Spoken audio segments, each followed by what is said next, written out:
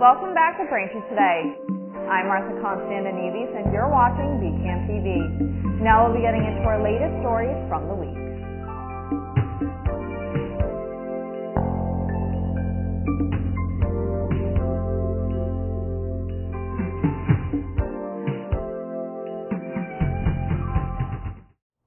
Welcome back to Braintree Today. I'm Martha Konstandinidis and you're watching BCAM TV.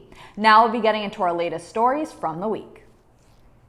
The World Health Organization on Wednesday declared the ongoing monkeypox outbreak in Africa a global health emergency.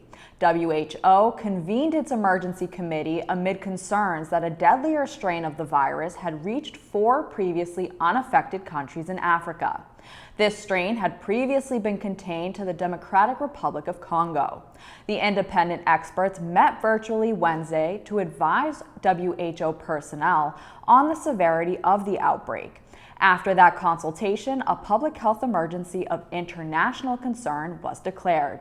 This is the highest level of alarm under international health law. Since the beginning of this year, more than 17,000 Mpox cases and more than 500 deaths have been reported in 13 countries in Africa, according to the Africa Centers for Disease Control and Prevention. Astronauts Butch Wilmore and Suni Williams are doing great and keeping busy on the International Space Station. They have been up there for about 2 months longer than planned, however. They were the pilots on the maiden crewed voyage of the Starliner, a new Boeing spacecraft. They were supposed to be at the station for 8 days, but shortly after arriving, the Starliner developed helium leaks and propulsion problems, which led to serious questions regarding its ability to return to Earth. NASA has been performing several tests to see if it will be safe for Williams and Whitmore to pilot the craft. One previously discussed option was sending the astronauts home on Elon Musk's SpaceX Crew Dragon spacecraft as part of the NASA SpaceX Crew 9 mission. That craft is set to take off in September with 2 empty seats and then dock with the ISS. Wilmore and Williams could return home on that spacecraft in February 2025. It would be embarrassing for Boeing for the astronauts to be rescued by the SpaceX craft, as they are the biggest rival in the space exploration industry. Authorities said on Wednesday that the option is still on the table. Motor vehicle companies Ford and Mazda are warning owners of more than 475,000 older vehicles in the U.S. not to drive them because they have dangerous Takata airbag inflators that have not been replaced. The warning issued Tuesday covers more than 374,000 Ford, Lincoln, and Mercury vehicles from 2004 through 2014 model years and nearly 83,000 Mazdas from the 2003 through 2015 model years. The National Highway Traffic Safety Administration says the inflators can explode with too much force in a crash, blowing apart a metal canister and shooting fragments that can severely injure or kill people. All were recalled previously, but repairs have not been completed. The U.S. government says 27 people have been killed by faulty Takata inflators, which use volatile ammonium nitrate to create a small explosion which inflates the airbags in a crash. The chemical can deteriorate over time when exposed to high temperatures and humidity. More than 400 people in the U.S. have been hurt. Last week, the Environmental Protection Agency issued an emergency order to suspend all uses of the weed killer Dacthal, also known as DCPA. The decision, announced on August 6th, is based on the agency's findings that the herbicide poses serious health risks to unborn babies. This is the first time in nearly 40 years that the EPA has issued such an order. The chemical is widely used on crops such as broccoli, Brussels sprouts, cabbage, and onions. According to the EPA, fetuses exposed to the herbicide could suffer from low birth weight, impaired brain development, decreased IQ, and impaired motor skills later in life. The agency estimates that pregnant women handling DCPA products could be subjected to exposures 4 to 20 times greater than what the EPA has deemed safe for fetuses. It could still take months for the product to be pulled off shelves due to the procedural requirements, and if the order is contested, it could take several years. Thanks for watching Braintree Today. We'll be right back with more after the break.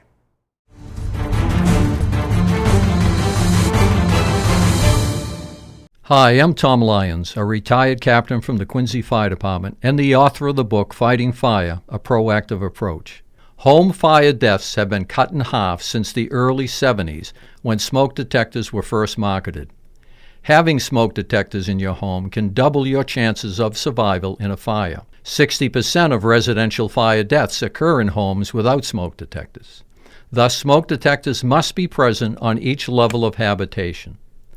Photoelectric smoke detectors are required within 20 feet of a kitchen, bath, or shower. They are required on the ceiling outside bedrooms no further than 10 feet away. They are also required to be present on the ceiling at the base of stairwells. Additional placement may be required depending upon the year the home was built or when a substantial addition was added. Create a safe home environment. Maintain your smoke detectors. Thank you for doing so. Welcome back. Braintree's Planning Board met on August 13th for their monthly meeting.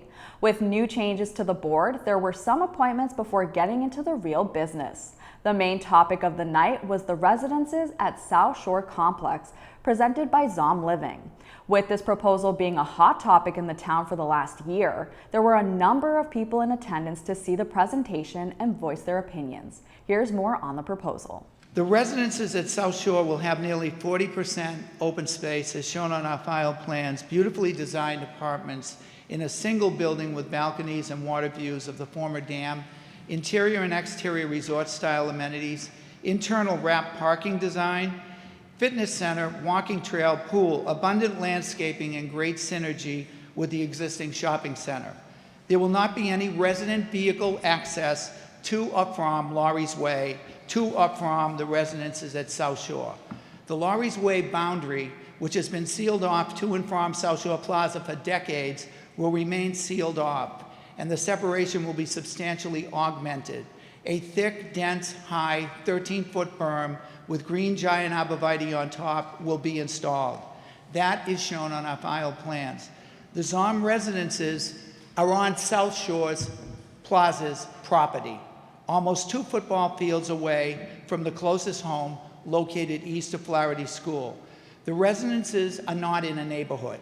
Our town's neighborhoods are built and mature. We all know that. The residences are on South Shore Plaza's property. Last week, the state approved $5.1 billion for housing production. $5.1 billion. We need housing. Workers are leaving our state. The residences at South Shore is a $140 million investment in housing. Quality apartments are constructed nationwide at large shopping centers, and people living there support existing businesses, and they bring new ones, and they bring employment. Local examples include Hanover Crossing, Legacy Place Dedham, University Avenue Westwood, Natick Mall, Chestnut Hill Shops, Marketplace Linfield. Building quality apartments at South Shore Plaza is imperative for Braintree to be competitive and to generate revenue to fund all of our municipal services, from schools, fire, police, our library, parks, and fields. The master plan statute, General Laws 41, Section 81D, requires policies for housing and economic development. Housing for all citizens is how it reads. Creating needed apartments on over 7 acres of asphalt wasteland at South Shore Plaza, an ideal location, is good policy and in our town's best interest. During this meeting, the board did not vote on anything regarding the complex. Make sure to tune in to the Planning Board's monthly meetings for news and updates on this project. Also within the last week, some adjustments were made to the town's planning board. Initiated at last week's town council meeting, the mayor requested 4 changes be made that would essentially reshuffle the folks on the board. One being the release of member Grove, who has served the board since 2020. All the changes were reflected in this week's board meeting. Here's more from Planning Board Chair Kimberly Crowa on the new placements. So the first member update that I'd like to make is a thank you to Bill Grove, who's here in the audience, for his many years of service to the town, including 4 more recently on the board.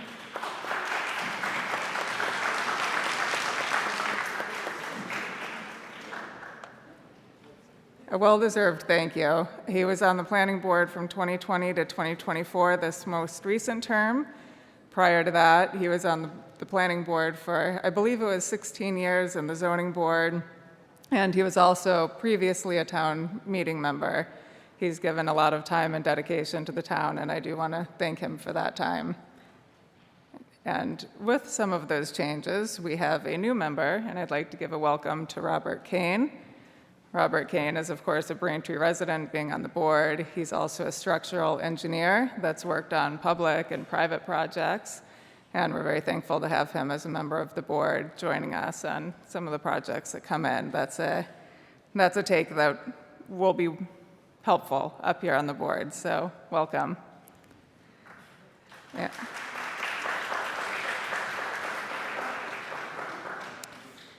And then two other updates. Jen Conley has been an alternate of the board for, I believe it was 1.5 to 2 years. She has been put to a full member. She is unfortunately unable to be here tonight. She was hoping to participate remotely, even though she's unavailable to be here in person this evening. But some of the technology that we have in this room and the video, there's a delay in the video, and it's hard to have the phone participation. So she is unable to participate in a way that makes it fulfilling both for her role as a member and being able to interact with the audience. She is going to be watching the video, and she'll be here in September to comment and be here for any applications that come up for vote in September. And then the last update is, although he's not here this evening, I want to give a thank you to Dave Storlazzi. He was appointed in the late fall of 2023, and he resigned recently, and he was a valuable member while he was here, and we understand the resignation, and just want to wish him the best and thank him for his service. To watch the full government meetings, head to BCAM TV's government channel, Comcast Channel 8, and Verizon Channel 26, or on youtube.com/BCAMTV. On another note, with property taxes increasing, Mayor Joyce proposed and the Town Council approved an increase to Braintree's Work-Off program. The program, which has been available for more than 20 years, offers homeowners over the age of 60 the opportunity to contribute their knowledge and experience to various town departments in exchange for a credit on their annual real estate bill. The maximum amount that can be credited is now $1,500 per household per year. Participation is limited, so if you would like additional details and information on how to apply, please contact Braintree's Elder Affairs Department at 781-848-1963. Braintree's Department of Elder Affairs has a number of updates and activities for seniors this summer. As a reminder, the center's summer hours were altered, with the Senior Center now staying open until 7 p.m. on Tuesdays to offer a light dinner, and closes early on Fridays at 1 p.m. Some activities that are offered throughout the summer include daily exercise classes, regulation bocce every Monday at 2 p.m., varied card and game days on Tuesdays, and the Asian Outreach Group, which meets on Wednesdays. Then, every Monday at 11:30 a.m., the Norfolk County Sheriff's Office is offering safety programs for seniors. Some one-time events that are coming up this month include a seminar with Town Councilor Ann Quilty and Finance Director Michael Esmond, where they will be answering residents' questions on August 20th at 4 p.m. Then on August 21st, the Norfolk County Register of Deeds will visit for a registry overview and notification system seminar at 1 p.m. For more information, contact the department at 781-848-1963 or stop by at 71 Cleveland Avenue. Thanks for watching Braintree Today on BCAM TV. We'll be right back with more stories in the area. Hello, I'm Bill O'Donnell, Register of Deeds for Norfolk County. The holidays are a time of joy, but for some, a time of stress. We see firsthand at the Registry of Deeds the struggles of people when it comes to mortgage foreclosures. A number of families in the county struggle to put food on the table. Realizing that 1 out of every 9 Massachusetts households is considered food insecure, the Registry of Deeds continues to hold its annual holiday food drive to benefit struggling families here in Norfolk County. We are asking for your help in collecting non-perishable donations such as canned meats, soups, vegetables, breakfast cereals, pasta, spaghetti sauces, along with household paper goods.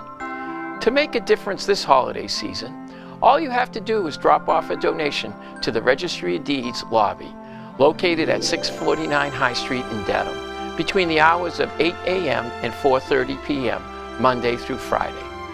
If you cannot get to the Registry of Deeds, please check our website at www.norfolkdeeds.org for a food pantry location in your community. Donations are needed throughout the year. Working together, we can truly make a difference. Thank you. Welcome back to Braintree Today. Now let's get right into more stories. The Cape Cod Island ferries are back on schedule after a weekend of cancellations and delays caused by a staff call-out. According to the Steamship Authority, it was all because one licensed deck officer couldn't make it to work Saturday, forcing the cancellation of 4 round trips between Martha's Vineyard and Woods Hole. Then, 2 more were canceled Sunday morning, followed by a string of delays. Steamship Authority General Manager Robert Davis said in a written statement, quote, "When these critical, highly trained crew members are unavailable to work, a ferry cannot operate per U.S. Coast Guard regulations when an absence at this level is reported. The Steamship Authority takes every step possible to find a replacement deck officer, including, in many circumstances, having management level positions fill in. On Saturday, unfortunately, a replacement was unable to be secured." End quote. The Steamship Authority put out a plea on Sunday asking customers to remember their patience following alleged reports of company employees facing verbal abuse.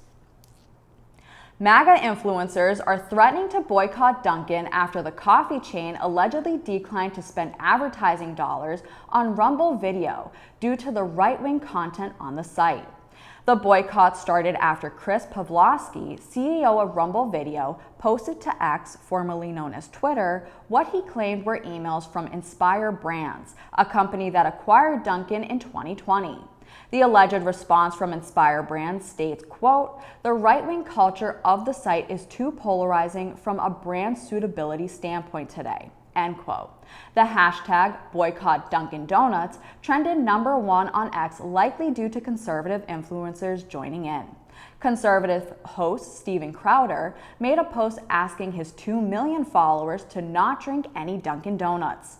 Neither Dunkin' Donuts or Inspire Brands in Sandy Springs, Georgia, has responded to the controversy despite being tagged. Officials in Quincy shut down a small tent encampment on the grounds of a Lutheran church last Friday, leaving volunteers scrambling to find alternative shelters for 24 Haitian migrants, including children. The church, with the help of local activists, set up 7 large tents within a walled-in, landscaped area surrounded by evergreens, where the congregation typically holds summer services. WBUR reported on the encampment Friday, and later that day, Quincy officials told church leadership they were violating city zoning rules. Around 9 p.m., a city official posted the notice on the church gate. The pastor of the church, Nikki Harville, told WBUR she complied with the cease and desist order posted on the church's grounds because, quote, "While we want to do everything we can to live our faith by sheltering folks, we also are a part of the city and do not want to fight them," end quote. The enforcement actions raises questions about what churches are allowed to do on their own property. Many of the migrants have been directed to a welcome center in Quincy where they have to leave in the afternoons, prompting some families to set up tents outside the Wollaston T station. This weekend, Quincy is celebrating its 37th August Moon Festival, a spectacular presentation of Asian cultures including food, dance, music, martial arts, and more. The event, which began in Quincy in 1987, draws large crowds from Quincy and the South Shore. Second in importance only to the Lunar New Year, the holiday celebrates the autumn harvest. Gratitude for Earth's plenty extends to include gratitude for friends and family. This year's attractions include rock climbing, a bouncy house, and arts and crafts for all the kids, all of which are free. Quincy Asian Resources CEO Philip Chong also announced that compared to last year's event, twice as many food vendors have signed up for the event, representing the cuisines of Thailand, Vietnam, China, and more. Although vendors begin selling food and drinks at 11 a.m., the official ceremonies commence at noon with the Lion Dance. The event will be emceed by Miss Massachusetts 2023, Chelsea Vaughn. From food to carnival rides to animals and exhibits, the Marshfield Fair returns this weekend. The Marshfield Fair begins Friday, August 16th and runs through Sunday, August 25th, from noon to 10 p.m. daily at the Marshfield Fairgrounds on Route 3A. Each day of the fair will be chock full of live music and entertainment, exhibits, demonstrations, rides, and games. The North River Blues Festival is scheduled for August 24th and 25th. Celebrating its 28th year, the festival is the main music event at the Marshfield Fair. For more information on tickets, specials, musical acts, and more, visit marshfieldfair.org. Thanks for watching Braintree today. We'll be right back with more with Christina Castle from Thayer Public Library as she discusses upcoming events.